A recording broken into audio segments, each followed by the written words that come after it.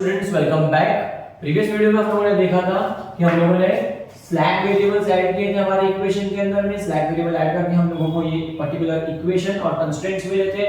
उस कंस्ट्रेंट्स के बाद में सेकंड स्टेप में हम लोगों ने इनिशियल बेसिक फिजिबल सॉल्यूशन निकाला था और उसके बाद में हम लोगों ने ये टेबल बनाया था। अब जब हमको ये टेबल मिल गया है, इस टेबल के बाद में हम लोगों को क्या करना है, इस पाइवोट एलिमेंट को हम बनाएंगे 1 बाय यूजिंग रो ऑपरेशन और दोनों एलिमेंट्स जो इसके ऊपर और इसके नीचे थे इनको बनाएंगे 0।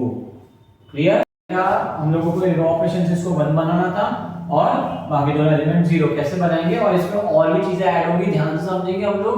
तो हमारे पास में फिर से ये टेबल जैसा बनाया वैसा ही बनाएंगे हम लोग। क्या क्या कॉलम्स है हमारे पास में? Cj, बेसिस और Cp। ठीक है, सो अभी ध्यान देना, यहां पर जो पाइवोट रो बनी थी यानी कि S2, ये S2 अब हमारे कोई काम का नहीं है, इसको आउटगोइंग बोलेंगे और इसके जगह पे क्या आ जाएगा? पाइवोट कॉलम यानी कि X2। ये बहुत इंपॉर्टेंट स्टेप है। ये S2 यहां से हट जाएगा और क्या आ जाएगा? X2। तो हमारा बेसिस क्या बन चुका है अभी? S1, X2 और S3।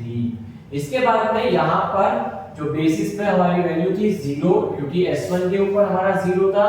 उसके बाद यहाँ पर हमने S2 नहीं लिखा है, क्या लिखा है? X2, और X2 की वैल्यू क्या है? 10। तो यहाँ पर आएगा 10 और S3 क्या आएगा हमारा? फिर से 0।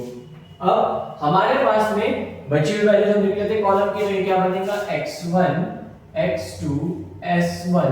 आप चाहो तो S2 लिख सकते हो, आप चाहो तो S2 को ना लिखो। मैं सजेस्ट करूंगा मत लिखो ताकि आपका प्रॉब्लम ज्यादा कॉम्प्लेक्स ना बने। S3 क्योंकि अब उसका कोई काम नहीं है हम लोगों को। अब हमारे पास में ये पर्टिकुलर एलिमेंट को 1 बनाना था। रो ऑपरेशन का यूज करके याद रखना, जब भी हमें कोई एलिमेंट 1 बनाना है तो आप हमेशा डिवाइड या मल्टीप्लाई का यूज करोगे। तो क्या रो ऑपरेशन परफॉर्म होंगी? तो हम लोग इमेजिन करेंगे कि इसको हमने कहा है रो 1, यानी ये पूरी रो 1 है, ये रो 2 है और ये रो 3 रहेगी हमारी। सो रो 2 पे चेंजेस कर रहे हैं और 5 को क्या बनाना है? 1। तो क्या रो ऑपरेशन लिखेंगे हम लोग? बहुत सिंपल है बॉस, R2 यानी row 2 changes to row 2 divided by 5। 5 को 5 से डिवाइड कर दिया, क्या बन गया? 1 बन गया। अब हम लोग क्या ऑपरेशन परफॉर्म किया हमने? R2 changes to R2 divided by 5। अब हम लोग क्या करेंगे? पहली और तीसरी रो एज इट इज लिख लो। So it is 2 x2 1 s2 तो है ही नहीं, 0 और 50। थर्ड रो भी एज इट इज रहेंगी। सो 2 3 s1 इज 0, s2 नहीं है, s3 is 1 and 90। Second row में क्या चेंजेस किए हम लोगों ने? हम लोगों ने डिवाइड बाय 5 किया, तो ये क्या बन जाएगा? 2/5। ये वाली value 5/5 it is what? 2/5। 5/5 is 1। S1 में 0/5 will be 0, S2 है ही नहीं, S3 again 0/5 is 0 and 100/5 will be 20। सो हमारा पहला टारगेट अचीव हो गया। क्या था? इसको क्या बनाना था? 1, और हम लोगों ने बहुत इजीली उसको अचीव कर लिया। आप लोगों को समझ में आया? अब नेक्स्ट टारगेट क्या है हम लोगों का? ये जो दो वैल्यू है, कौन सी? 1 और 3, इनको बनाना है 0। Again by using what operation? Row operation. तो हम किस तरीके से करेंगे? ध्यान से समझेंगे। इसको और इसको 0 बनाना है, बट कंडीशन क्या है? कंडीशन ये है कि आपको सिर्फ और सिर्फ इस पाइवोट एलिमेंट का ही यूज करना है। तो क्या ऑपरेशन बनेगा? R1 changes to R1। कितने में से माइनस करेंगे? 1 में से। सो R2, right? So 1 minus 1 will be 0. And what about R3? So R3 बन जाएगा R3 minus, यहाँ पे 1 है, so multiply by 3 कर लिया, so 3/2। So ये भी बन जाएगा हमारे पास में 0। So किस तरीके से बनाएंगे हम लोग? चलते हैं नेक्स्ट टेबल की तरफ में। टेबल रहेगा, हम नेक्स्ट टेबल में कैसे बनाएंगे? तो फिर से आपको पूरा लिखना है। क्या क्या है हमारे पास में? देखिए जरा, Cj, बेसिस और Cb। तो हमारे पास में ये x1 है, फिर x2 है, s1 है, s3 है और b है। हमारा x1 कोएफिशिएंट क्या था? इट वाज 4 10 0 0 लास्ट में मैंने नहीं लिखा था, लिख दो यहाँ पे 4 10 0 0। वैसे भी इसका यूज हमें तब होने वाला है जब हमारा पाइवोट एलिमेंट 1 और बाकी दोनों 0 बन जाएंगे। तो अब हम लोग चलते हैं, हमारे रो ऑपरेशन परफॉर्म करेंगे। तो कौन सी रो में चेंज नहीं कर रहे हैं वो लिख लो ताकि इजी हो जाए। हम रो 2 में चेंजेस नहीं कर रहे हैं तो रो 2 लिख लेते हैं हम लोग यहाँ पर। सो रो 2 पहले बेसिस के एलिमेंट्स क्या है हमारे, s1 x2 s3 0 10 0। अब रो 2 जो हमारे आई थी वो थी 2 डिवाइडेड बाय 5 1 0 0 एंड 20। अब एक एक ऑपरेशन परफॉर्म करेंगे हम लोग। पहला ऑपरेशन है r1 changes to r1 minus r2। आप कैलकुलेटर का यूज कर सकते हो और इजीली कैलकुलेशन कर सकते हो अगर आप लोगों को डिफिकल्टी जाती है तो कैसे बनेगा, r1 माइनस r2। सो ये क्या बन जाएगा 2 माइनस 2 बाय 5 2 माइनस 2 बाय 5 क्या बनेगा हमारा ये, क्या बनेगा हमारा ये 8 बाय 5। दूसरा वाला 1 माइनस 1 इज 0।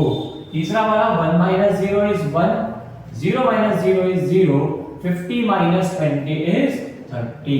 समझ रहा है, एक बार फिर समझते हैं हम लोग। 2 minus 2 by 5 1 minus 1 1 minus 0 0 minus 0 50 minus 20। क्यों किया, लिखा था r1 माइनस r2। देखो हम लोगों को जो 0 बन रहा था वो 0 बन चुका है। अब हम चलेंगे towards third operation. Last operation हमारा क्या था, r3 माइनस 3 इंटू r2। तो ये क्या बनेगा जरा देखते हैं हम लोग। r3 यानी ये वाली वैल्यू मैंने 2 माइनस 3 इंटू 2 बाय 5। ओके, सो ये क्या बन जाएगा 2 माइनस 6 बाय 5। सो ये क्या बन जाएगा 4 बाय 5। 5 को 10 माइनस 6 4 बाय 5। तो लिख दिया यहाँ पे 4 बाय 5। मैं फिर से बोल रहा हूँ, आप कैलकुलेटर का यूज करके कैलकुलेशन कर सकते हो। फिर इसके बाद में क्या बनेगा 3 माइनस 3 इंटू 1 यानी कि 0। फिर से बता रहा हूँ, देखो 3 यानी r3 माइनस का माइनस 3 इंटू यहाँ पे क्या है 1, तो 3 into 1 that is 0। Again 0 minus 3 into 0 is 0।